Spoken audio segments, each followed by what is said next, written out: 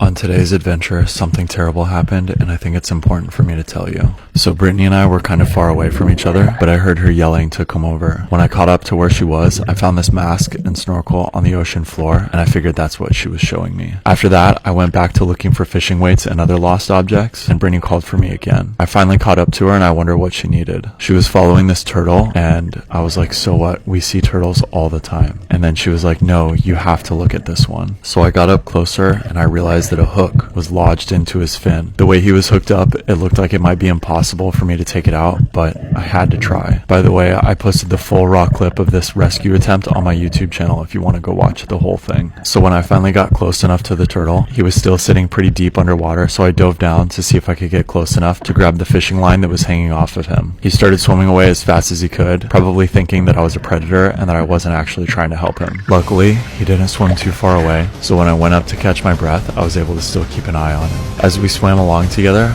I realized that he needed to get a breath of air, but he wouldn't do it if I was close to him. I realized that if I could hold him down a little bit longer and make him a little bit more tired, I might be able to catch up to him and grab the fishing line and finally pull it out. So normally you would never see me do this, swimming with my hands, but I was basically going freestyle as fast as I could. As he came up to finally take his breath, I realized this might be my chance, and so I lunged as hard as I could and tried to grab the fishing line, but he just barely evaded me. I tried to chase him down, but I was so out of breath, I knew that there was no way that I would catch up to him. So I stayed at the surface breathing for a while, watching him, seeing what he would do, and I realized that he was also resting. As I watched him sitting there about 30 feet deep, I thought about how maybe I couldn't do it, maybe it's too deep, Brittany's not nearby to help me, and maybe I should just give up.